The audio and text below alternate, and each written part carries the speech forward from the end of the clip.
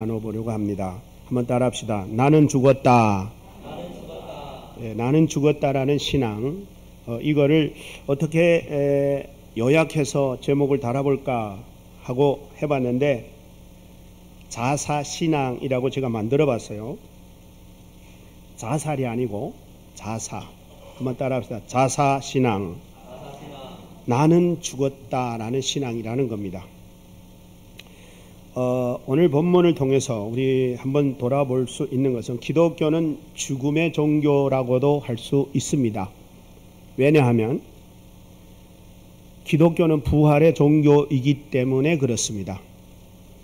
부활이라고 하는 것은 죽음이 있어야 부활이 위대해질 수 있습니다. 죽음이 없는 부활은 의미가 없습니다.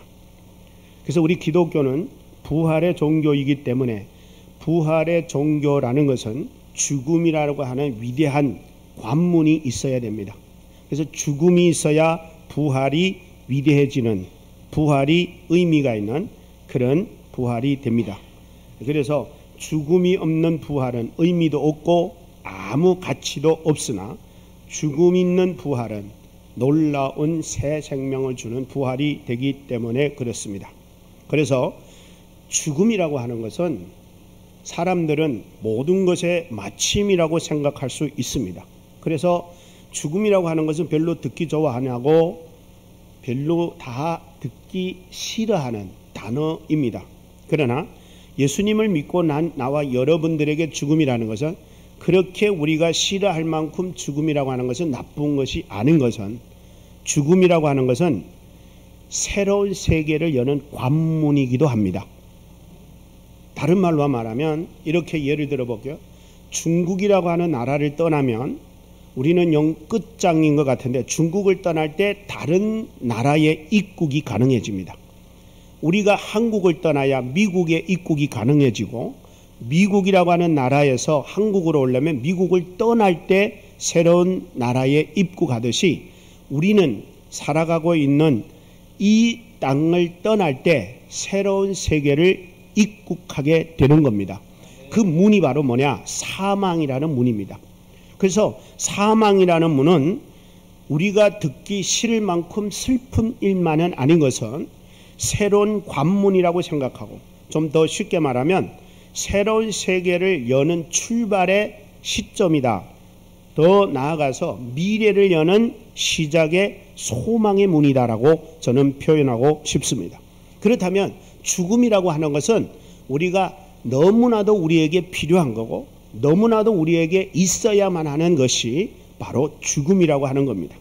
사람들은 이 단어를 싫어하지만, 믿는 우리에게는 반드시 언젠가는 한번 죽는다는 것은 이 세상을 떠나게 된다는 것이고, 또 하나의 마무리로 새로운 하나를 여는 출발이 되기도 한다라고 할 수 있는 그런 열쇠라고 할 수 있는, 그래서 죽음이라고 하는 것은 소망이라고 볼 수 있는 소망의 열쇠다라고 볼 수 있겠습니다. 오늘 본문에도 사도 바울은 죽음에 대해서 이렇게 표현하고 있습니다. 물론 앞에도 표현하고 있지만 오늘 본문의 4절에는 뭐라고 표현하냐면 이렇게 표현합니다. 우리가 그와 함께 다 뭐 했다고요? 장사되었다. 오늘 제목을 잘 들으십시오. 제목은 뭡니까? 나는 죽었다는 신앙에 대해서 얘기하려고 하는 겁니다. 사도 바울은 오늘 말합니다. 우리는 그와 함께 장사됐다. 여기서 죽었다라고 말하는 게 아니라 장사됐다라고 말합니다. 자, 그러면 여기서 이 장사됐다라는 말은 무슨 말이냐? 죽지 않은 사람을 장사하는 법은 없습니다. 죽어야 장사합니다. 그러면 바울이 여기서 그와 함께 장사됐다라는 말은 뭔 말이냐? 그냥 죽었다라가 아니라, 일반적인 죽음이 아니라 완전 죽었다라는 의미입니다. 무덤이라는 건 뭡니까? 죽은 시체를 묻어버리는 것이 바로 무덤입니다. 그러니까 예수님을 우리는 믿는 순간에 사도 바울의 고백에 의하면 우리는 예수와 함께 죽은 것 정도가 아니라 죽어서 장사됐다, 그거예요. 다시 살아날 가능성은 1도 없다라고 하는 그런 완전 죽음에 대해서 얘기하고 있습니다. 에베소서에도 뭐라고 말씀하냐면 에베소서 2장의 1절 이하에 보면은 우리는 죄와 허물로 죽었던 우리를 살렸다 그렇게 말합니다. 여러분은 죽었던 자지 죽을 수밖에 없는 자가 아닙니다. 그 사도 바울의 고백은 예수 안에서 우리는 완전히 죽음, 이제 이미 우리는 무덤까지 만들어진 죽은 자들이라는 거예요. 근데 여러분과 저는 그렇게 죽은 것 느꼈습니까? 체험했습니까? 여러분 안 죽었잖아요. 멀쩡하잖아요. 자, 사도 바울은 말합니다. 이제 우리는 완전히 죽었다. 근데 여기서 이제 중요한 게 뭐냐면 완전히 죽었다라는 게 중요한 것은 사람이 죽은 것도 아니고 안 죽은 것도 아니면은 충격을 일으킵니다. 제가 이런 이야기를 들은 적이 있어요. 여러분 듣고 좀 놀라실 수도 있는데, 제가 이제 옛날에 이야기를 들은 적이 있는데, 옛날에는 사람이 이제 돌아가시면 화장터에 가가지고 그 불가마에다 열 때에 유가족들이 다 유리 창문으로 봐요. 그런 때였어요. 근데 이제 이 어떤 사람이 죽었다고 판정을 받고 화장터에 가가지고 화장터 불가마 속에다가 집어넣는 순간에 그 불가마 속에서 시체가 벌떡 일어나는 장면을 목격했어요. 유가족들이. 그런데 이미 그때는 불가마 문이 닫히고 있었어요. 그러니까 여러분 유가족들은 얼마나 충격이었겠어요. 우리 가족이 안 죽었는데 지금 불타고 있다. 이런 생각으로 들 거예요. 그러니까 죽었다는 것, 완전히 죽은 것과 완전히 죽지 않았다라는 것의 이 충격적인 사건은 본인에게 뿐만 아니라 타인에게도 줄 수 있는 안 좋은 죽음이라고 한다는 거예요.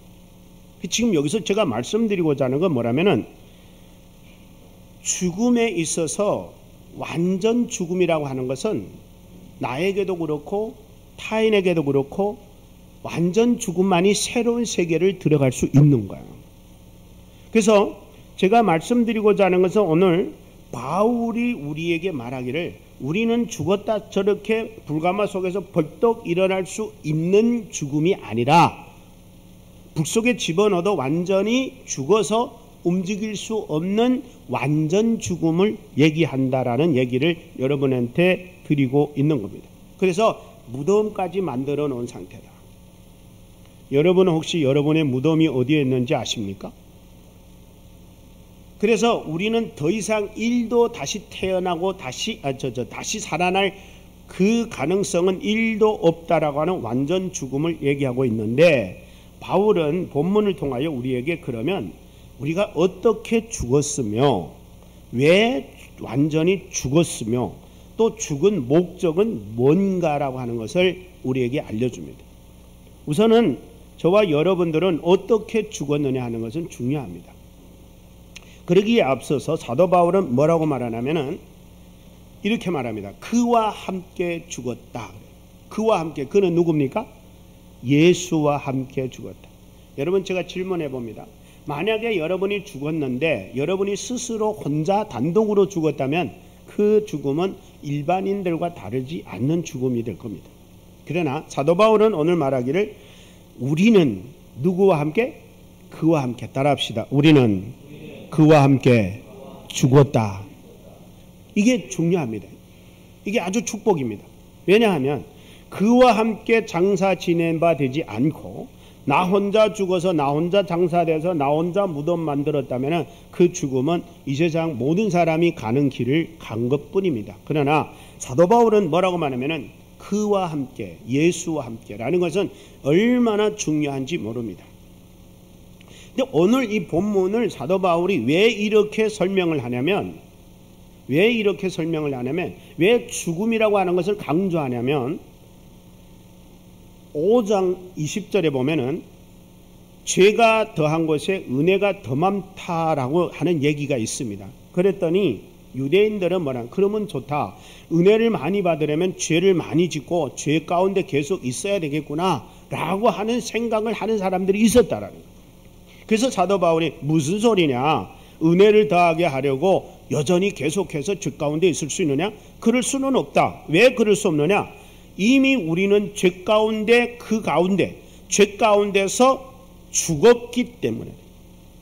그래서 죽음이 말이 나온 거예요. 그래서 죽음의 말이 나왔어요.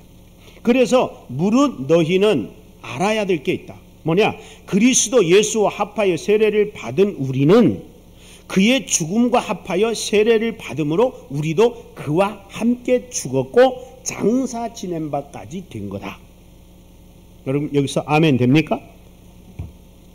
여러분 아멘이 안 되는 거예요 지금. 왜? 나 안 죽었잖아요. 여러분 죽었어요? 안 죽었어요. 나도 안 죽었어요. 그러니까 아멘이 속 시원하게 나오지 않는 거예요.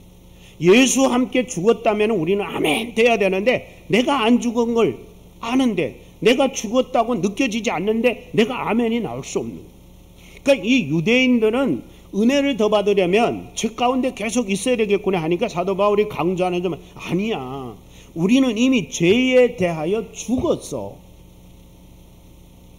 죄에 대하여 죽었기 때문에 그걸 죽음은 어떻게 죽었느냐? 예수와 함께 세례를 받음으로 예수의 죽음과 합하여 죽었어. 그래서 예수님과 우리는 합하여 죽었어요. 그래서 예수의 죽음은 내 죽음이 되는 거예요. 그리고 오늘 본문에 뭐라고 말씀하냐면 이렇게 말합니다.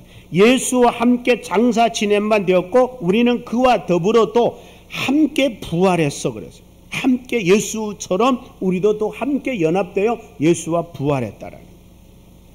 그래서 오늘 저와 여러분들은 사도 바울이 이 예수와 함께 죽었다라는 것은 과연 뭘 설명하냐 이거예요. 갈라디아 2장의 20절에도 보면은 내가 그리스도와 함께 십자가에 못 박혔나니 그런즉 이제 내가 산 것이 아니요 오직 내 안에 그리스도께서 사신 것이라. 이제 내가 육체 가운데 사는 것은 나를 사랑하사 나를 위하여 자기 몸을 버리신 하나님의 아들을 믿는 믿음에서 사는 거다. 바울이 이렇게 고백합니다. 그러니까 사도 바울도 뭐라고 하냐면 나도 죽었다. 누구와? 그와 함께. 나도 바울도 예수와 함께 죽었다.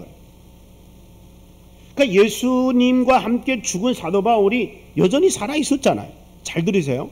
여러분도 사도 바울의 이야기를 듣고 여러분도 죽었는지 살았는지, 여러분은 왜 살아있는지, 왜 지금 죽었다는데 살아있는지를 알아야 돼요.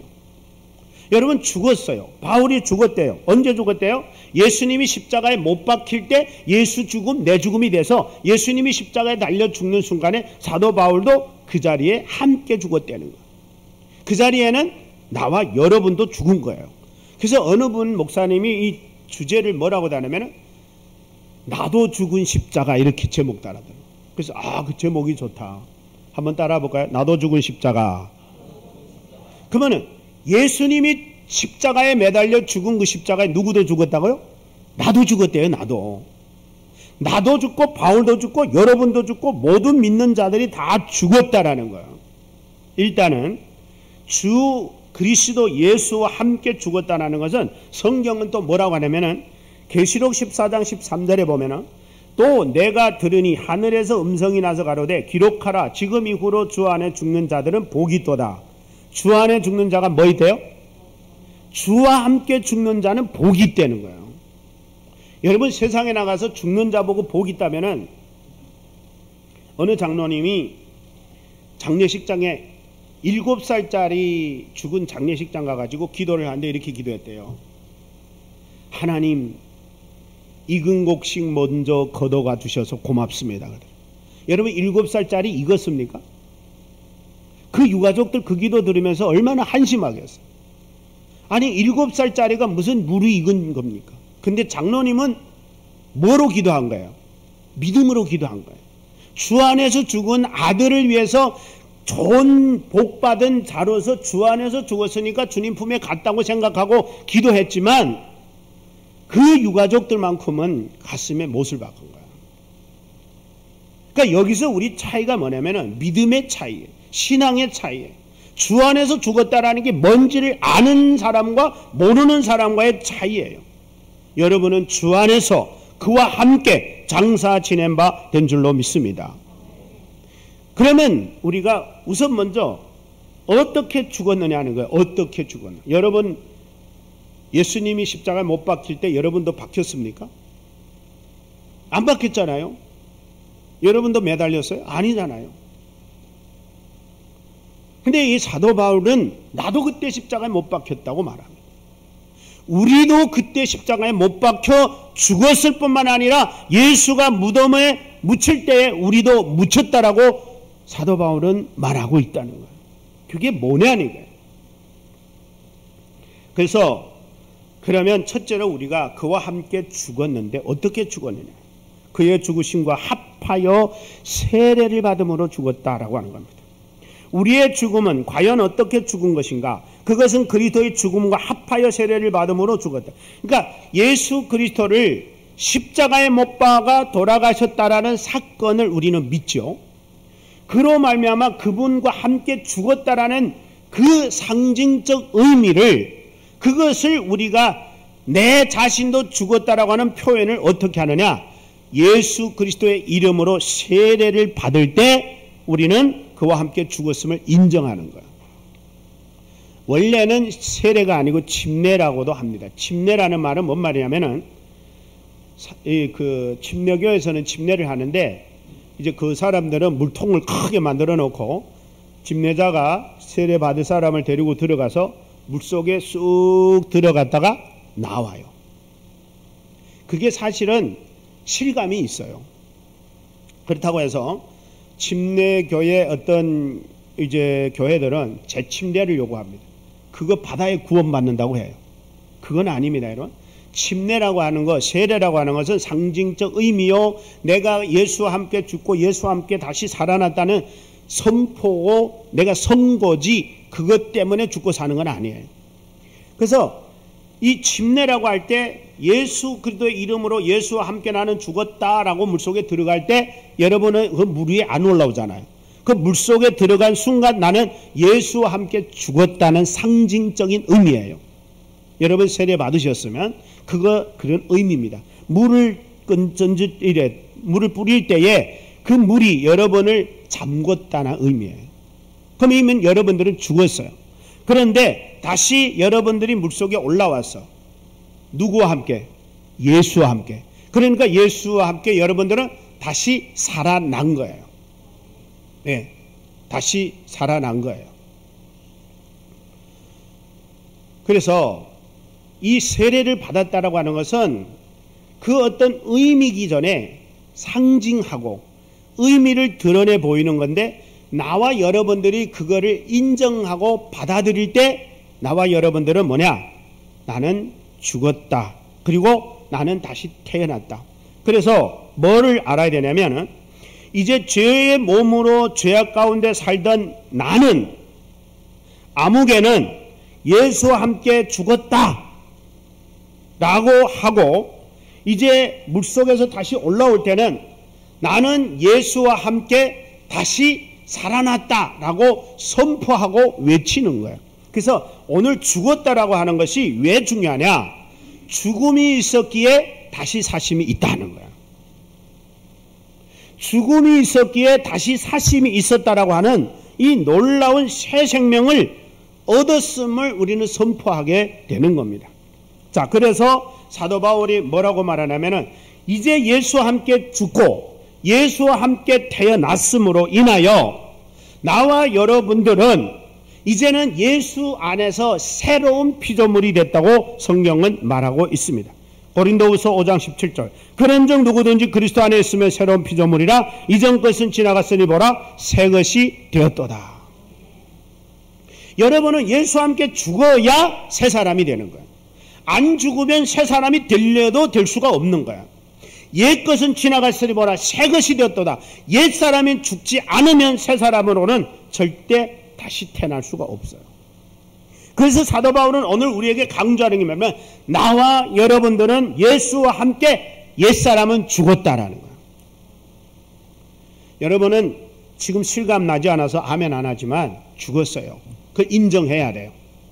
왜냐하면 그 인정 안 하면 새로운 삶의 출발을 못해요. 새로운 삶을 전혀 의식을 못하게 됩니다. 그래서 사도 바울은 두 번째, 그래도 함께 죽었다라는 그 목적은 뭐냐면, 왜 죽어야 하느냐, 목적. 로마서 6장 4절에 오늘 보면, 그러므로 우리가 그의 죽으신 값과의 세례를 받음으로 그와 함께 장사되었나니 이는 아버지의 영광으로 말미암아 그리스도 죽은 자 가운데서 살리심과 같이 우리로 또한 새 생명 가운데 행하게 하려 합니다. 그러니까 하나님이 예수와 함께 우리를 왜 죽이셨느냐? 왜 죽이셨느냐? 우리로 하여금 새 생명 가운데 살게 하려고 죽이신 거예요. 우리가 새 생명 가운데 살려면 죽을 수밖에 없는 거예요. 옛사람이 살아있는 한 우리 새 생명으로 살 수가 없는 거예요. 그래서 우리가 왜 자꾸 새로운 삶의 변화를 못 느끼느냐? 내가 죽었다고 인정하지 않기 때문에.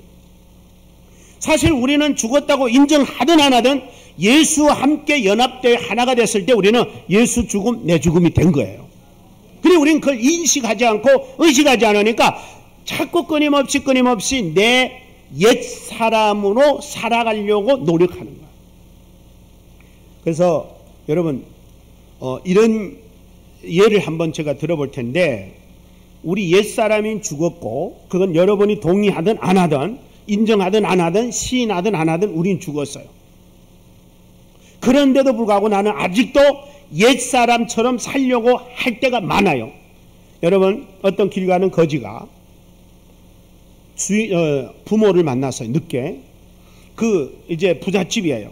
그래서 그 길 다니던 거지가 친부모를 만나고 나서 부잣집의 아들로 다시 돌아왔어요.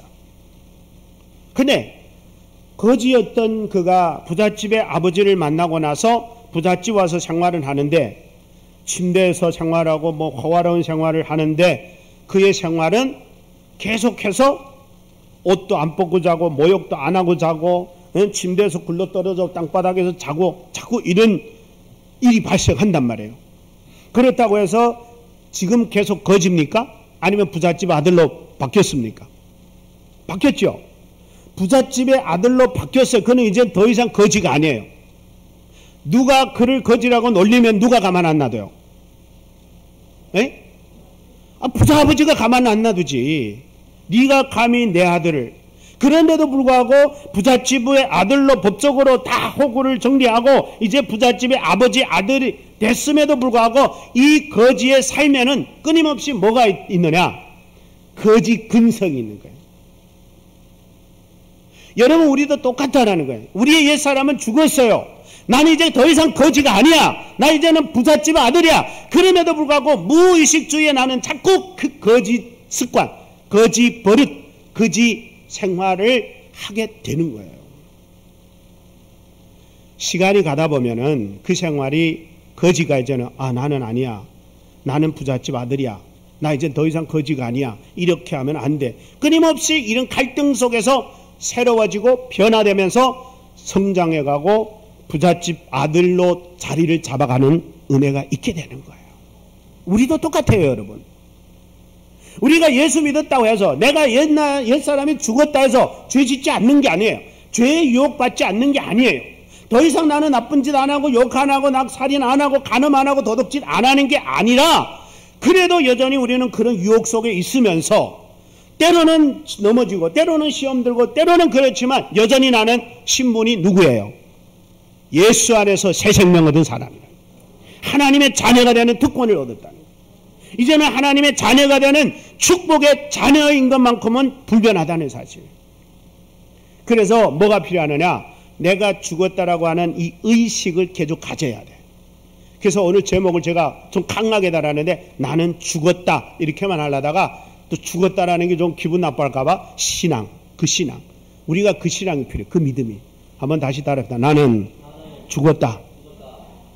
나는 죽었어요. 나는 더 이상 거지가 아니에요.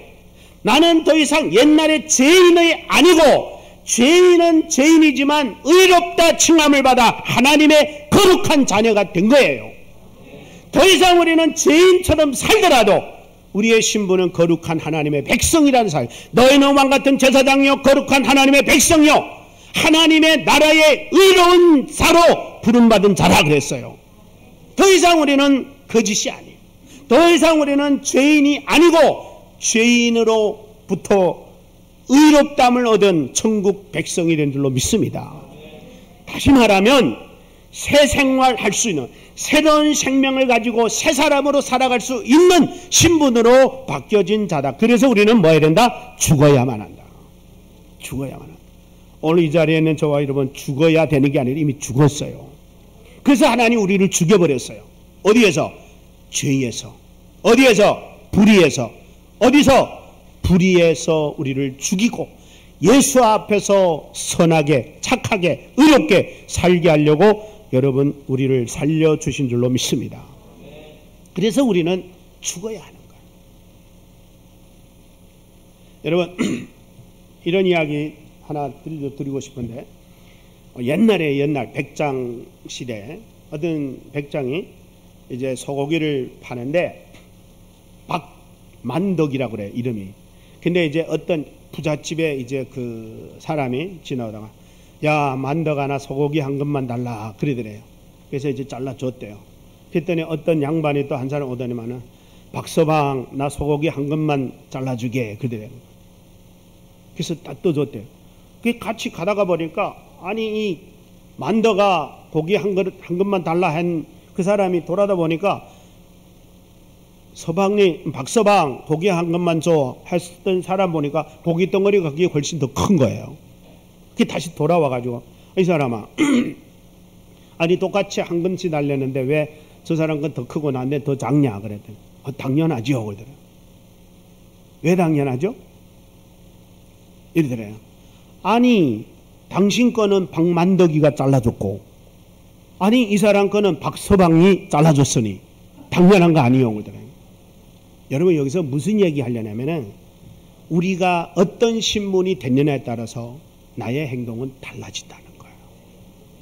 따라합시다. 나는 왕자다. 나는 새로운 생명을 가진 자다. 나는 하나님의 자녀다.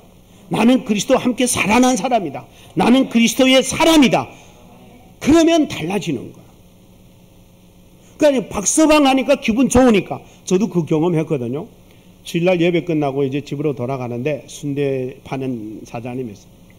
그 이제 순대 3,000원이면은 이제 어느 정도 사요. 그게 3,000원어치 달라 그리고 이 얘기 저 얘기하면서 사장님 참 대단해 너 이러면서 사장님 기분 좋은 얘기 많이 했나 봐요. 왜 정신없이 그냥 쓰더라고.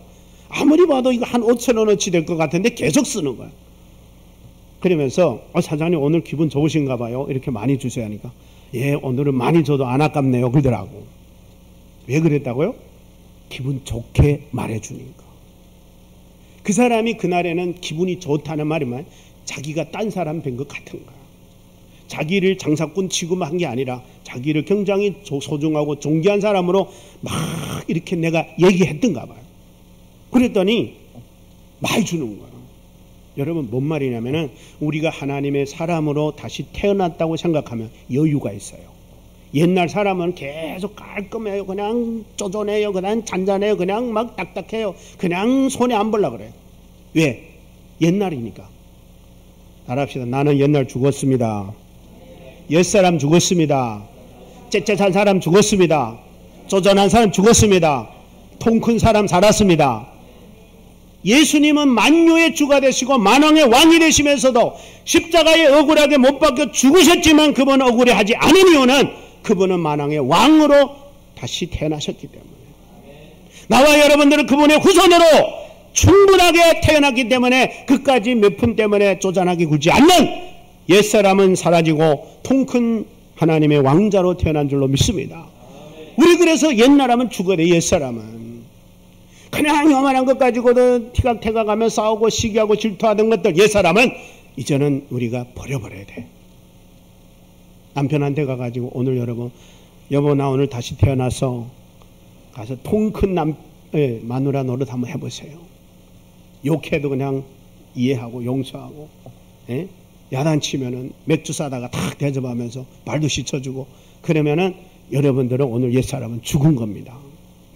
회사 가가지고도 직장 가가지고도 여러분 좀 이렇게 자꾸 집착되는 사람도 있잖아요. 그 사람 미워했잖아요. 확 괘씸하잖아요. 근데 이제 여러분 주일 지나서 한번 돌아가가지고 그 사람을 용서해 주십시오.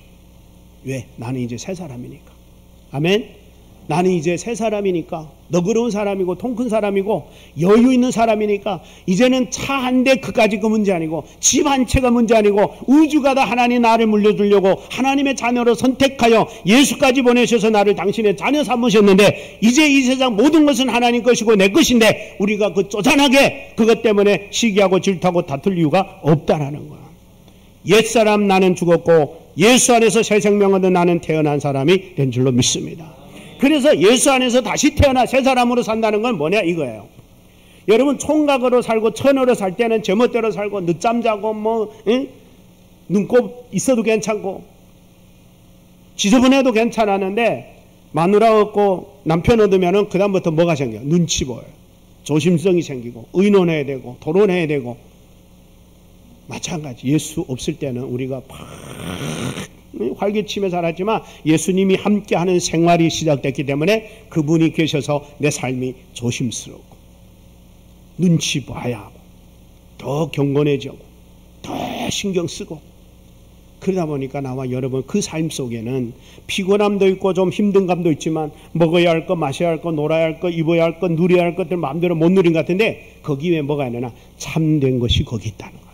예수 안에 참된 것이 있어가지고 예수님을 눈치 보고 살았더니 옳은 길 가게 되고, 예수님 의지하며 예수님 의식하며 살았더니 나쁜 짓 안 하게 되고, 예수님이 함께하는 생활을 했더니 가는 길마다 주의 은혜가 임하고, 사망의 엄침한 골짜기로 다닐지라도 우리 주님이 지켜주시고, 풍랑이 오고 파도가 쳐도 우리를 지켜주시고, 문둥병이 오고 죽을 병이 걸려도 우리 주님이 지켜주시는 그런 삶의 영역 속에서 우리가 살게 된 것을 여러분 축복으로 생각하시기를 주의 이름으로 축복합니다. 그게 바로 여러분이 죽었기 때문에 얻는 새 생명이에요. 여러분 죽었기 때문에 새로 태어날 수 있었던 축복이라는 것을 여러분 기억하셔야 돼요. 예수 안에 있으니까요, 염려할 거 없어요. 걱정할 거 없어요. 여러분 우리 집의 모든 일들은 내가 결정하고 내가 걱정해서 해결해야 되니까 우리 아들은 걱정 덜 해요. 왜? 내가 다 걱정해야 되니까. 근데 만약에 내가 우리 집의 모든 일, 우리 교회 모든 일 내가 태평같이 생각 안 하고 아무 걱정 근심 안 하면 제대로 돌아갈까요? 안 돌아갈까요? 안 돌아가요. 모든 목회자는요, 여러분 목회자라서 하는 말이 아니에요. 목회자는 여러분이 신경 못 쓰는 거 하나하나까지 다 쓰게 될 수밖에 없어요. 가장도 똑같아요. 그러다 보니까 머리가 아프고 머리에 복잡하고 신경 쓰이고 스트레스 받고 하는 거예요. 여러분은 그냥 여러분의 상황에 맞게 믿음 생활 이렇게 열심히 하면 되지만 목회자는 달라요. 여러분 목회자는 목회 그냥 집에서 사무실에서 그냥 선선한 데서 편하게 하는 것 같지만 절대 여러분 사람이 영적인 부분을 이게 얼마나 힘든 건지 몰라요. 일거수일투족 모든 거 다 고민하고 걱정하고, 근데 주님이 누구라고요? 우리의 주인이에요. 이제 근심 걱정 다 그분께 맡기면 돼요. 그래서 아무것도 염려하지 말고 오직 오늘 이내 기도와 간구로 너희 구할 것을 감사함으로 하나님께 하리라. 너희 모든 염려를 다 주께 맡겨버리라. 이는 저가 너희를 권고하심이라. 그리라고 했다는 거예요. 여러분 모든 염려제는 여러분에게 새 생명을 주신 그분께 맡기시기를 바랍니다. 그분 안에 있으면 온전한 생활이 돼요. 하늘에 계신 너희 아버지가 온전하신 같이 너희도 온전하라고 말씀했어요. 마태복음의 5장 48절에. 그러니까 우리는 온전한 삶을 살 수밖에 없고, 온전한 삶에는 축복이 있을 수밖에 없고, 그 축복이 바로 은혜와 평강으로 이루어지는 줄로 믿습니다. 그분 안에서 사니까 소망이 넘치는 거예요. 요한복음 14장 1절에 너희는 마음에 근심하지 말라. 하나님을 믿으니 또 나를 믿으라. 내 아버지 집에 거할 곳이 많도다. 내가 가서 너희를 위하여 처소를 예배하노니 내가 너희에게 다시 와서 너희를 내 아버지 있는 곳에 너희를 용접하리라. 미래가 준비된 거예요. 미래가. 나와 여러분들이 내일이 준비되고 미래가 준비되고 영원한 세계가 준비되었으니 걱정 근심할 거 없어요. 하나만 더 말씀드리면 주님이 우리 보고 뭐라고 말씀하냐면 너희는 이제 그리도 함께 하나님의 나라를 유업으로 받을 후자가 됐으니 이제는 그 영원한 하나님 나라를 물려받을 자들이 됐다라고 하는 거예요. 로마서 8장 17절 자녀이면 또 후사 곧 하나님의 후사요 그리스도와 함께 한 후사니 우리가 그와 함께 영광을 받기 위하여 고난도 함께 받아야 하리라. 우리는 이제 남은 거 하나님 나라를 유업으로 받을 영원한 하나님의 세계를 유업으로 받을 일만 남은 거예요. 마지막으로 죽어야 할 이유가 뭐냐. 그럼 우리가 왜 죽어야 되는 이유. 아까는 목적인데 죽어야 할 이유는 이겁니다. 우리가 그의 부활을 본받아 연합한 자가 됐기 때문에, 예수와 함께 새 생명으로 태어났기 때문입니다. 아까도 말씀했지만 우리가 태어나려면 죽을 수밖에 없는 거예요. 죽어야 새 생명이 생기는 거예요. 여러분 하늘의 밀이 땅에 떨어져 죽지 않으면 그대로 있지만 죽으면 뭐해요? 많은 열매를 맺느니라. 그래서 나와 여러분들은 새 생명을 얻고 부활한 새 생명으로 살아가는 자기 때문에 우리는 죽을 수밖에 없는 거예요. 그래서 이제 새 생명을 얻은 자들은 어떻게 하냐. 예수와 함께 살기 때문에, 예수와 연합한 자가 됐기 때문에 우리는 늘 긍정의 사람이요 희망의 사람이요 기쁨의 사람이요 소망의 사람입니다. 이제 나와 여러분들은 그런 사람이 됐으니 이제는 힘든 자에게 다가가 손 내밀면 친구가 되고, 절망과 좌절에 빠진 자들에게 다가가서 여러분 소망의 사람이 되고, 세상에 썩어가는 세상에 여러분 빛과 소금의 사람이 되어 굶고 줄이고 목마른 자들에게 가서 베풀어 줄 수 있는 여러분들 다 된 거예요. 그래서 주님께서 뭐라고 하냐면, 너희가 내가 줄이고 목마를 때, 나그네 되었을 때 너희들이 나를 찾아와 봤다. 그 제자들은 그걸 몰랐어요. 우리가 언제요? 그랬더니 너희가 내가 줄이고 목마를 때 찾아온 것은 너희 중에 가장 작은 소자에게 한 게 곧 내게 한 거다 라고 인정한 거예요. 그러니까 제자들은 예수와 함께 죽으니까 자기들이 그렇게 한 줄도 모르고 했는데, 보니까 옛사람은 죽었고 새 사람으로 그렇게 돌아다니면서 베풀고 나눠주고 공유를 베풀었던 거예요. 그게 새 생명이에요. 그 새 생명이 오늘 저와 여러분에게도 주어진 줄로 믿으시기를 바랍니다. 그 다음에 하나 또 이유가 뭐냐면, 우리는 알기 때문에. 뭘 알기 때문에? 이제 우리의 옛사람은 예수와 함께 십자가에 못 박혔다는 걸 알고, 이제는 우리가 죄의 몸을 멸한다는 게 뭐예요? 멸한다는 건 완전히 없애버린다. 이제 더 이상 우리는 죄의 지배를 받는 몸으로 사는 게 아니라, 죄가 우리를 유혹해도 우리는 그걸 물리칠 수 있는 특권을 가진 자로서 살게 되는데, 이젠 더 이상 나와 여러분들은 나의 옛사람의 의지와 노력으로가 아니라, 옛사람은 팽개치고 이제는 나와 여러분들은 성령으로 새 사람이 되어 예수 안에서 새 생명이 되어 불의를 거부하고 죄를 거부하고 악한 것들을 거부하면서 의롭고 거룩하게 당당하게 살 수 있는 믿음의 사람이 된 줄로 믿습니다. 그래서 내가 오늘 이 제목을 달았는데, 이는 바로 우리가 죽었기 때문에 새 생명을 얻어서 살아가는 새 생명이다. 그래서 자사신앙. 여러분 다 잊어먹어도 자사 요것만 기억하고 하시고, 자살이 아닙니다. 자살하지 마세요. 자사, 나는 죽었다. 오늘 여러분들 돌아갈 때 나는 죽었다고 돌아가시면 여러분들은 새 생명이 출발이 돼요. 내가 죽었다고 인정 안 하면 죽을 때까지 우리는 계속 옛사람으로 살 수밖에 없어요. 죽었다. 그래서 제가요, 저도 일상생활 가운데 보면은 아직도 내가 살아있는 부분들이 많다, 이것들이 올라올 때가 많아요. 그리고 나면은 무슨 생각이 나요? 야, 너 아직 멀었구나. 너 아직도 살아있구나. 내가 죽었다고 인정할 때 그 옛사람의 삶에 벗어날 수 있어요. 나는 거지가 아니다. 이제는 부잣집 아들이다. 자꾸 이거를 곱씹고 또 곱씹어야 돼. 그래야 거지 생활에서 빨리 새로운 부자의 생활로 하게 될 줄로 믿습니다. 그래서 나와 여러분 모두는 이제 더 이상 거지 같은 옛사람으로 죄짓고 악한 생각, 악한 행동, 악한 말, 더러운 세상에서 더불어 사는 세상이 아니라, 세상 속에 여러분들은 의롭고 거룩하고 정당하고 공정하고 평등한 하나님의 사람으로 살아갈 때 여러분들은 예수 그리스도의 빛이요 소금의 역할을 감당할 줄로 믿습니다. 그래서 마지막으로 뭐라냐면은, 우리의 죄의 몸을 멸해버려야 되고, 우리는 다시 죄의 종로를 타지 않기 위해서는 죽어야 되는 거예요. 죽어요. 여러분, 유혹이 옵니다.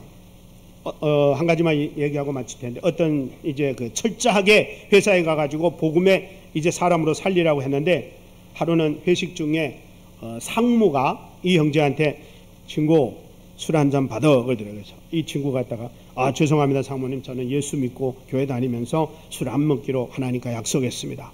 그랬더니 그래? 그러는데 그 곁에 앉아있던 중간 간부가 그 사람을 뺨을 들이치더라는 거예요. 감히 상무의 권한도 거부한다고. 그래가지고 너무 괴롭고 슬퍼서, 하나님 내가 술 먹어야 됩니까? 하나님 때문에 내가 술 안 먹겠다가 이렇게 매 맞아 되겠습니까? 그래갖고 이제 사직 썼을 각오하고 기도원에 가서 기도했답니다. 하나님, 억울하면 난 하나님 위해서 의롭게 살려고 했는데 이 악한 죄악들이 나를 못 견디게 만들어서 하나님 나 사직하겠습니다. 그랬더니 예수님 그들에, 너는 그 뺨 하나 맞고도 그렇게 못 견뎌 그러네나. 나는 십자가에 못 박혀 죽기까지 했는데. 그래서 그는 다시 그 회사 들어가가지고 뺨을 맞든 멸시를 당하든 천대를 받든, 나는 그 옛사람은, 자존심은 다 버리고 예수 안에서 새 생명 얻은 사람으로 당당하게 다 받아주고 다 이해하고 다 수용하면서 떳떳하게 복음의 사람으로 살았다 하는 이야기가 정말 저와 여러분들에게도 유익이 되고 도움이 되고 나와 여러분들도 그런 은혜가 있기를 주의 이름으로 축복합니다. 기도하겠습니다.